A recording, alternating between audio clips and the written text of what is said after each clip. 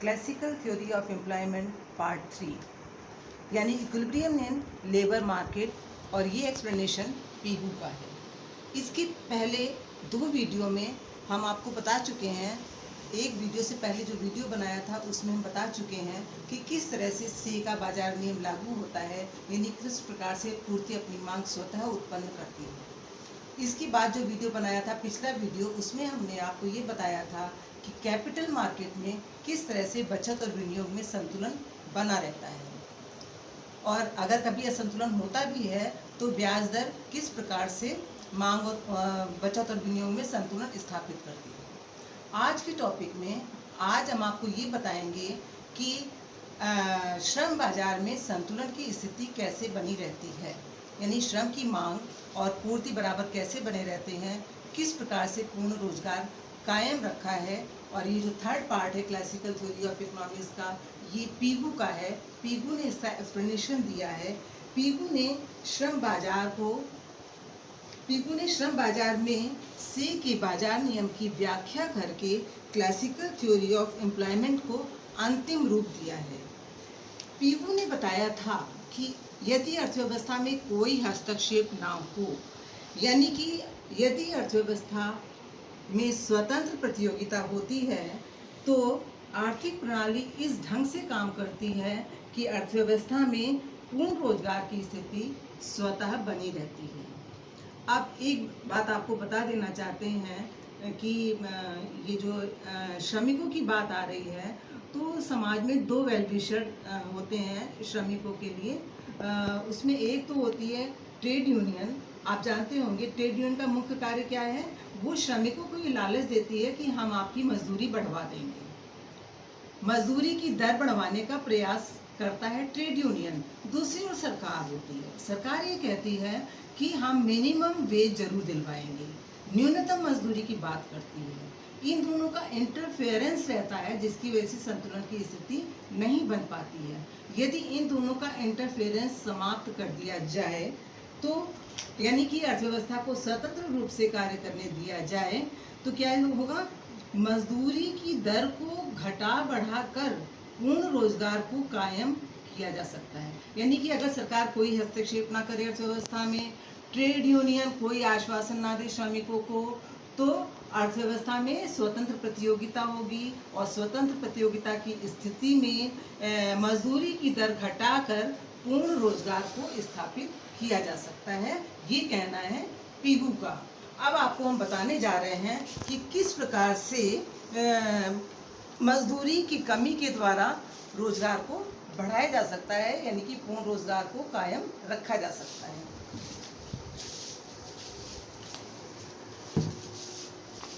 पीहू ने ये तर्क दिया है कि यदि मजदूरी कम हो जाती है, इन्होंने बताया ना कि अगर स्वतंत्र अर्थव्यवस्था है तो मजदूरी में कमी करके पूर्ण रोजगार कायम किया जा सकता है, तो उसी को हम एक्सप्लेन करने जा रहे हैं कि मजदूरी में कमी से किस तरह से पूर्ण रोजगार कायम होगा। मजदूरी में कमी होने से क्या होगा, उत्पादन लागत में कमी होगी। जब कॉस्ट कम हो जाएगी तो प्राइस भी कम हो जाएगा, क्योंकि कॉस्ट के बराबर ही प्राइस रखा जाता है, वस्तुओं की कीमतें कम हो जाएंगी।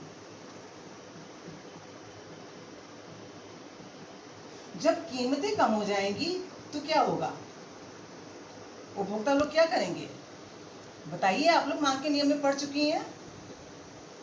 जब कीमत कम हो जाएगी तो उपभोक्ता लोग वस्तुओं की मांग में वृद्धि करेंगे। जब मांग बढ़ जाएगी वस्तुओं की, तो वस्तुओं की पूर्ति बढ़ाने का प्रयास किया जाएगा, बिक्री बढ़ेगी। मांग बढ़ने से वस्तुओं की बिक्री बढ़ेगी, और बिक्री बढ़ने से उत्पादन बढ़ाने का प्रयास किया जाएगा। अब ये उत्पादन अपने आप तो बढ़ नहीं जाएगा। उत्पादन बढ़ाने के लिए क्या किया जाएगा, काम पर श्रमिकों को लगाया जाएगा, यानी कि श्रमिकों को रोजगार दिया जाएगा।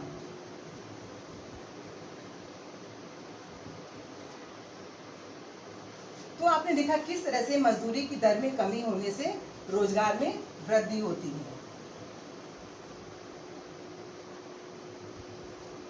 क्लासिकल अर्थशास्त्रियों ने ये बताया है कि मौद्रिक मजदूरी और वास्तविक मजदूरी बराबर होती है। इन दोनों में संबंध, सीधा संबंध होता है, प्रत्यक्ष संबंध होता है, अनुपातिक संबंध होता है। यानी कि जब मौद्रिक मजदूरी बढ़ती है तो वास्तविक मजदूरी भी बढ़ती है। जितनी मौद्रिक मजदूरी बढ़ती है उतनी ही वास्तविक मजदूरी बढ़ती है। अब आप ये समझ लीजिए कि मौद्रिक मजदूरी और वास्तविक मजदूरी क्या होती है। मौद्रिक मजदूरी यानी कि मनी वेज मुद्रा के रूप में होती है, जबकि रियल वेज वस्तुओं और सेवाओं के रूप में होती है। दोनों में ये अंतर है, लेकिन दोनों ही मजदूरी में प्रत्यक्ष, धनात्मक और आनुपातिक संबंध पाया जाता है। आपने देखा कि मजदूरी कम हो जाने से क्या हुआ, कीमत कम हुई।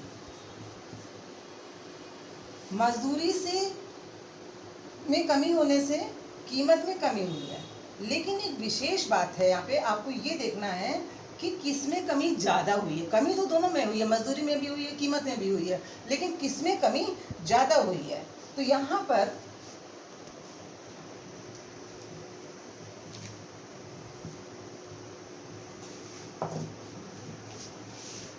कमी देखिए, कीमत में हुई है, कमी मजदूरी में भी हुई है। किस में कम हुई है, किस में ज़्यादा? कीमत में जो कमी हुई है वो अपेक्षाकृत कम हुई है। कीमत में कमी कम हुई है, वेज में कमी ज़्यादा हुई है और कीमत में कमी कम हुई है। तो इससे क्या होगा, प्रॉफिट बढ़ेगा। इस प्रॉफिट से आकर्षित होकर साहसी लोग अधिक उत्पादन करेंगे,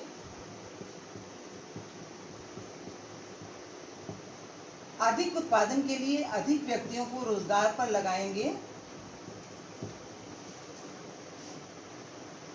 और एक समय ऐसा आएगा जबकि पूर्ण रोजगार स्थापित हो जाएगा।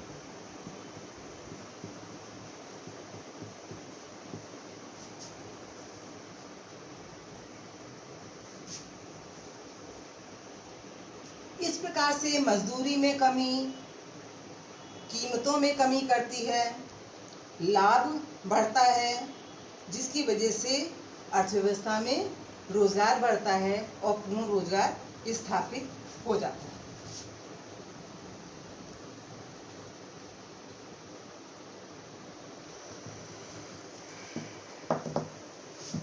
पीहू ने एक फॉर्मूला दिया है, N बराबर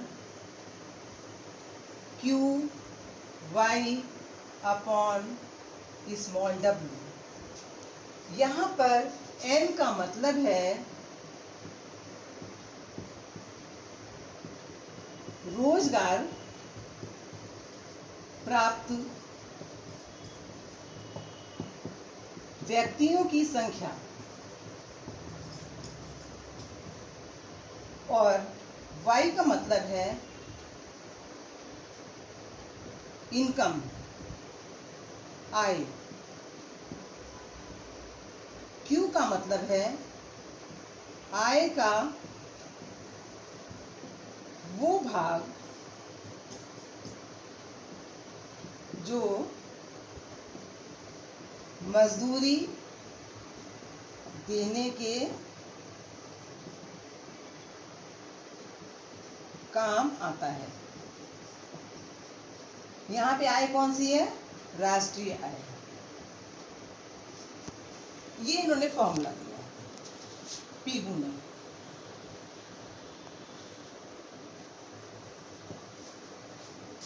फॉर्मूला सबको समझ में आ रहा है, किसका क्या मतलब है। पीहू का कहना है, अच्छा इसमें एक चीज तो और भी है, डब्लू। डब्लू मतलब होता है वेज रेट, मजदूरी दर। पीहू का कहना है कि रोजगार में वृद्धि के लिए 3 बातें आवश्यक है। पहली तो बात ये, या तो हम आय में वृद्धि करें या Q को बढ़ाया जाए या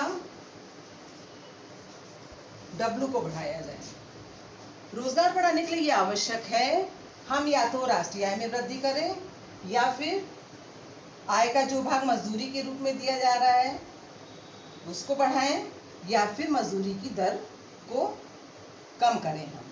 तो यहाँ पर क्या है, राष्ट्रीय आय बढ़ नहीं सकती अपने आप, इसके लिए तो हमें साधन चाहिए, मशीनें चाहिए, इसके लिए बहुत चीज़ें चाहिए होती हैं जिसकी वजह से आय को बढ़ाना संभव नहीं होगा। दूसरी ओर क्या है, क्यू को भी नहीं बढ़ा सकते हैं क्योंकि क्यू जो है अनेक तकनीकी बातों पर निर्भर करता है, जैसे कितनी मशीनें लगी हुई हैं।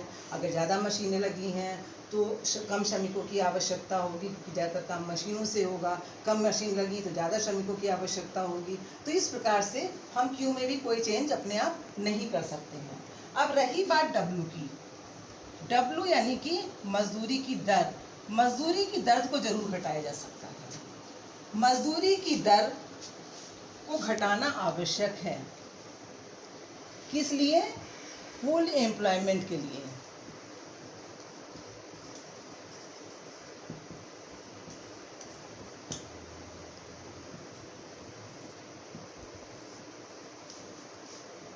ये सबको समझ में आ गया होगा कि अगर रोजगार को बढ़ाना है, अगर पूर्ण रोजगार को बनाए रखना है तो मजदूरी की दर में कटौती करनी होगी, लेकिन शर्त यह है कि अर्थव्यवस्था स्वतंत्र होनी चाहिए, उसमें सरकार या ट्रेड यूनियन का कोई भी इंटरफेरेंस नहीं होना चाहिए। आप लोग को समझ में आ गया होगा। अब ये जो हमने पूरा समझाया है कि किस तरह से संतुलन बना रहता है, किस तरह से पूर्ण रोजगार स्थापित होता है, इसको एक डायग्राम से हम समझा सकते हैं।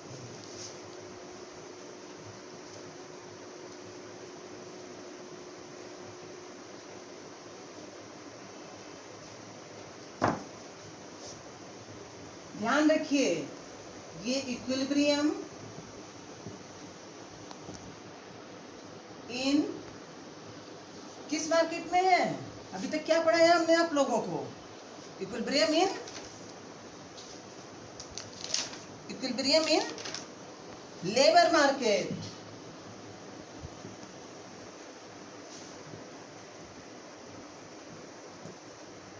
अब लेबर मार्केट में संतुलन कैसे बना रहता है इसको एक डायग्राम से दिखाएंगे।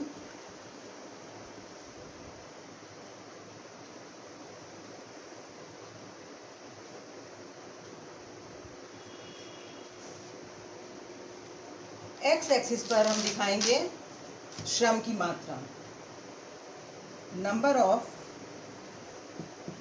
लेबरर्स, और वाई एक्सिस पर दिखाएंगे रियल वेज।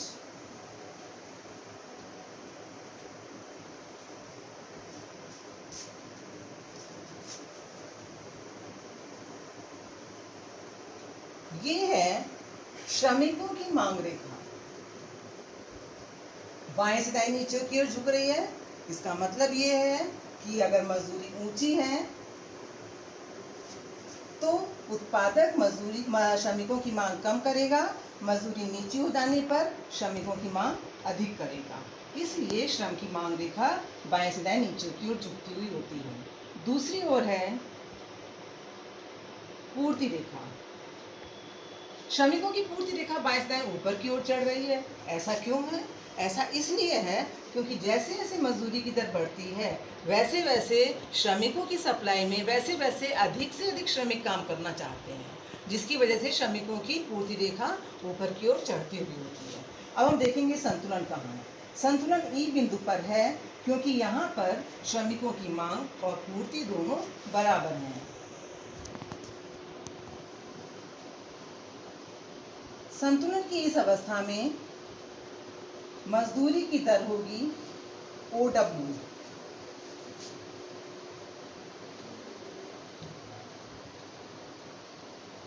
श्रमिकों की दर होगी OW। श्रमिकों की इस दर पे श्रमिकों की मांग होगी OM और श्रमिकों की सप्लाई भी यानी पूर्ति भी होगी OM के बराबर। ई पर इक्विलिब्रियम होगा। ये है पॉइंट ऑफ फुल एम्प्लॉयमेंट।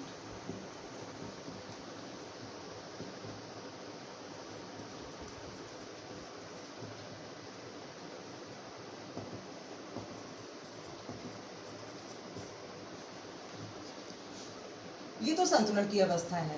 अब हम मान लेते हैं कि किसी कारणवश मजदूरी की दर बढ़ जाती है।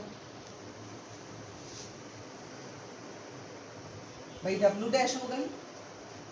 तो ऐसी स्थिति में क्या होगा, बढ़ गई है ना मजदूरी, तो उत्पादक अब श्रमिकों की मांग में कमी कर देंगे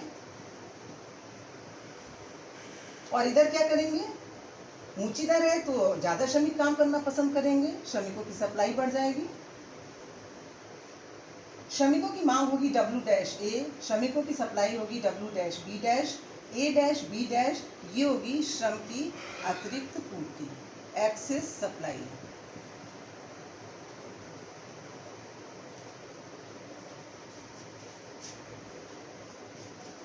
ये एक्सेस सप्लाई जो अतिरिक्त पूर्ति है ये कुछ समय तक रहेगी, लेकिन वो धीरे धीरे संतुलन स्थापित करने का काम करेगी। इस एक्सेस सप्लाई की वजह से मजदूरी की दर में कमी होगी और मजदूरी की दर घटकर पुनः संतुलन की अवस्था में OW स्थापित हो जाएगी। इसी प्रकार से इसके विपरीत अगर मजदूरी की दर कम हो जाती है, W डबल डैश हो जाती है, तो क्या होगा, श्रमिकों की सप्लाई हो जाएगी W डैश A2 और डिमांड हो जाएगी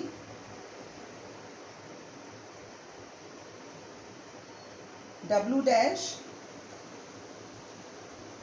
B2। तो A2 से B2 के बराबर क्या होगा, एक्सेस डिमांड होगी, किसकी, श्रमिकों की।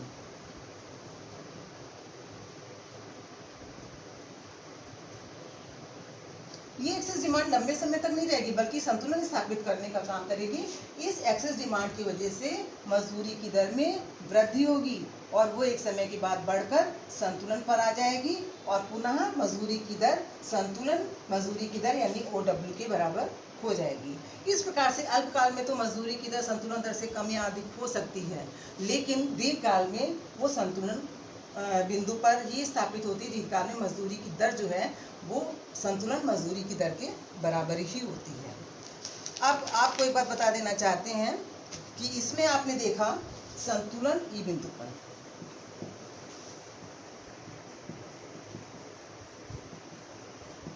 संतुलन की अवस्था में रोजगार कितने व्यक्तियों को मिला है, ON व्यक्तियों को मिला है। वास्तविक मजदूरी कितनी है,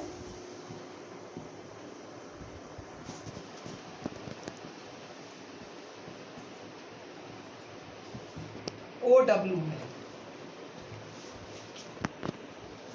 ये जो संतुलन की अवस्था है ये पूर्ण रोजगार की अवस्था है। और एक बात ध्यान रखिए कि पूर्ण रोजगार की अवस्था में ऐच्छिक बेरोजगारी हो सकती है, यानी जो व्यक्ति काम नहीं करना चाहते हैं वो काम नहीं कर सकते, नहीं करें तो कोई बात नहीं है, उसको हम बेरोजगारी की समस्या नहीं कहेंगे क्योंकि उनको इच्छा ही नहीं है काम करने की।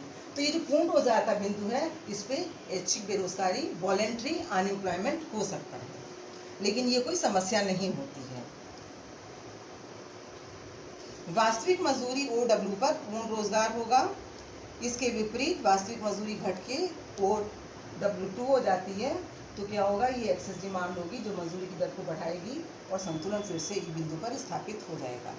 इस प्रकार स्पष्ट है इस पूरे एक्सप्लेनेशन से, ये जो पूरा एक्सप्लेनेशन है ये पीगू का है, इन्होंने जो बताया है उससे स्पष्ट हो रहा है कि मजदूरी की दर में परिवर्तन करके श्रम की और मांग और पूर्ति में संतुलन स्थापित किया जा सकता है, यानी कि पूर्ण रोजगार की स्थापना की जा सकती है। जब श्रमिकों की मांग और पूर्ति में संतुलन होता है तो पूर्ण रोजगार स्थापित हो जाता है और इसका कार्य पूर्ण रोजगार स्थापित करने का कार्य कौन करता है, मजदूरी की दर में कटौती।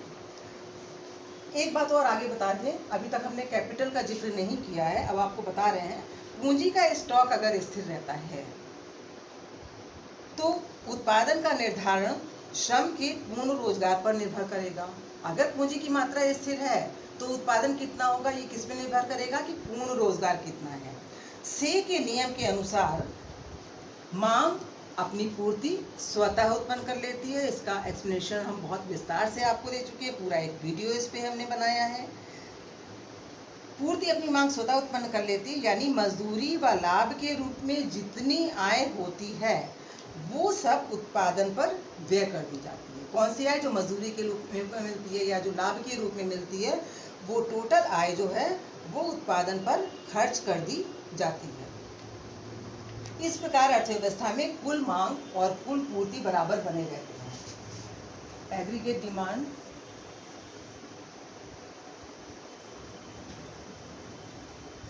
बराबर एग्रीगेट सप्लाई।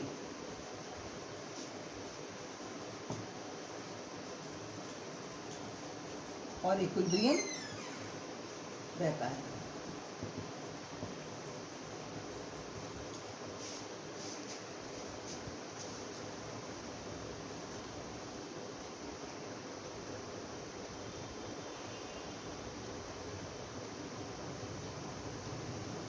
क्लासिकल सिद्धांत की महत्वपूर्ण बात यह है कि इन्होंने मांग पक्ष पर कोई ध्यान नहीं दिया। यानी जो भी कहा है पूर्ति के बारे में कहा है, पूर्ति अपनी मांग स्वतः उत्पन्न कर लेती है, कैसे कर लेती है, उस पर पूरा एक नियम बना दिया है। लेकिन इन्होंने सप्लाई की कहीं बात नहीं की है। यही बताया है कि मांग जितनी होती है उतनी सप्लाई होती है, लेकिन पूर्ति के बारे में नहीं, मांग के बारे में कुछ अलग से नहीं कहा। यही बताया कि मांग जो है पूर्ति से निकलती है, लेकिन मांग के बारे में ज़्यादा और कुछ भी नहीं इन्होंने बताया है। मांग पक्ष की उपेक्षा की है। इस प्रकार क्लासिकल थ्योरी ऑफ एम्प्लॉयमेंट में पूर्ति पक्ष को ही महत्वपूर्ण माना गया है, मांग पक्ष पर कोई विशेष ध्यान नहीं दिया गया है। इसलिए सिद्धांत को अधूरा सिद्धांत कहा जाता है। अंत में हम ये कहने जा रहे हैं कि पीगू ने से के नियम की व्याख्या करके कहाँ पर? लेबर मार्केट में से के बाजार नियम की व्याख्या करके क्लासिकल थ्योरी ऑफ एम्प्लॉयमेंट को अंतिम रूप दिया। से के बाजार नियम को लेबर मार्केट में लागू करके क्लासिकल थ्योरी ऑफ एम्प्लॉयमेंट को अंतिम रूप दिया है। तो ये क्लासिकल थ्योरी ऑफ एम्प्लॉयमेंट थी, जिसकी पार्ट 3 आपने पढ़े। तीनों ही बहुत इंपॉर्टेंट है। तीनों मिला के classical theory of employment complete होती है। सबको समझ में आ गया? किसी को कोई डाउट हो तो वो हमसे पूछ ले। सबको समझ में आ गया ऐसा लग रहा है। Thank you.